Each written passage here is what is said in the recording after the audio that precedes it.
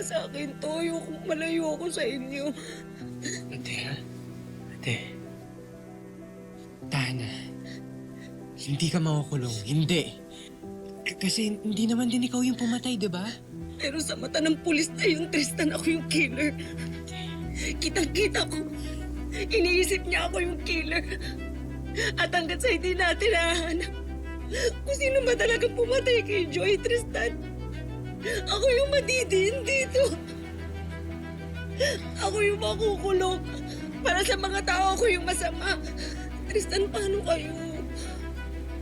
Paano si Wilfred? Si Leah? Ang bata-bata pa ng anak ko. Kawawa naman yung anak ko. Ayoko lumaki si Leah na nasa kulungan yung nanay niya. Higit sa lahat, Tristan, ayoko lumaki siya nang wala ako sa tabi niya. Ayoko mawala kayo sa akin.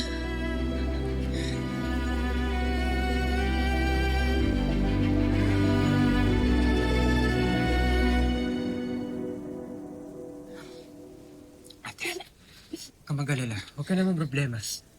Gagawa ko ng paraan. Paano? Basta hindi ko hahayaan hulihin ka at ikulong ka ng pulis na yon. Paano, Tristan? Anong gagawin mo? Tiwala ka. Tristan, sandali! Tristan!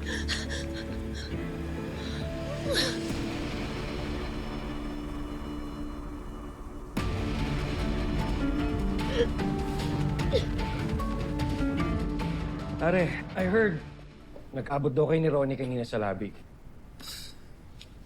Ewan ko ba? You know, I admit, dati naman nang may tapang at pangal si Ronnie. But I never knew she could be this difficult. Ginugulo niya ako pati ang pamilya ko. Kung nandito lang sana si Joy, sigurado ko magagalit yun at makakarinig si Ronnie sa kanya. Pare, alam mo naman may bago akong asawa, no? So please, don't mention Joy's name so recklessly. Walang issue yan kay Lorena, pero pare, maging maingat sana tayo. Sorry, pare. Pero sana makuha pa rin ni Joy ang hustisya. You always say that. Pareho naman tayo ng gusto eh. Pero sa baga ng usad ng kaso, I doubt makukuha pa rin ng justice for Joy. Sigurado ako, pare. In the end, makukuha pa rin ni Joy ang hustisya.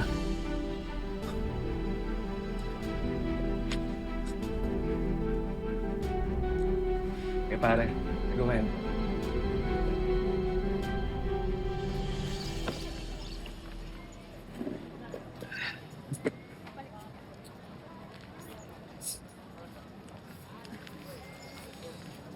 Manong, pinabibigay ho ng ate ko para may magamit kayo sa malilipatan niyo.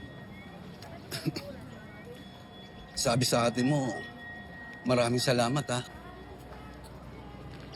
Sensya na, Manong, ha. Hindi ko muna kayo masasamahan. May hahantingin pa kasi ako. Sino naman yung hahantingin mo? Ang pulis ho na humuhuli kay ate. Eh, kabisado ko naman kung saan ko siya huli nakita eh. Malamang malapit lang din doon yung presinto niya. Bakit mo siya hahantingin? Para tigilan niya na ho si ate. Uy, Tristan, bata ka pa. Pag-isipan mo muna. Gusto mo bang sirain yung buhay mo? Tagal lang sira, Manong, dahil sa kanila. Tama si ate. Ngayon lang ulit kami nagkasama kaya dapat wala nang makapagpahiwalay sa amin. Ano bang alam mo, Janine? Bakit sinasabi mong masamang tao si Ma'am Lorena as si Sir Tristan? Eh, mukha naman silang mabait. Hoy! Wala sa mukha yun, no? Di ba nga sabi nila, si Lucifer yung pinakagwapong anghel ng Diyos? Oh, kaya huwag ka magpapaniwala sa itsura. Ano ba yun? Ate Jeneline, siguro i-ref mo na lang yung pagkain kapag ka lumamig. Pasensya na, wala lang talaga akong ganang kumain ngayon eh. Teka, kayo ba kumain na? Yes, ma'am. Okay, good. Sige, pagkatapos niyo po dyan, magpahinga na lang din kayo. Wala naman tayo masyadong gagawin ngayon. Sige po. Yan pa yung masamang tao, eh ang ayos-ayos ang trato nila sa atin. Alam mo, feeling ko, pa-imbento ka lang, pa-issue ka lang. Bahala ka kung ayaw mong maniwala. Basta ako, mag-iingat ako dyan sa magkapatid na yan.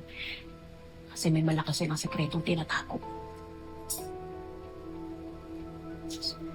Paano Ramos, mauna na ako. Ikaw nang bahala. Kinti pag ano Ay, sir. biyahe Dahil sa asikaso na lang yung complaint ni nanay sa palengke kanina. Nasa mesa ko yung file. Mauna ako. Okay.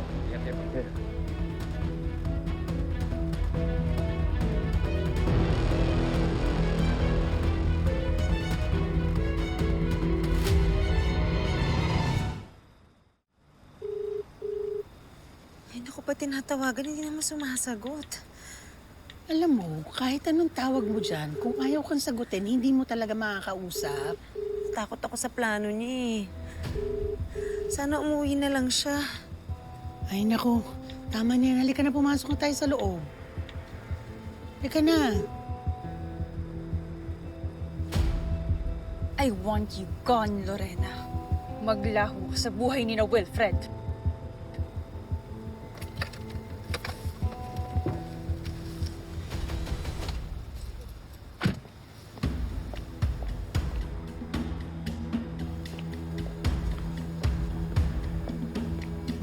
Lorena!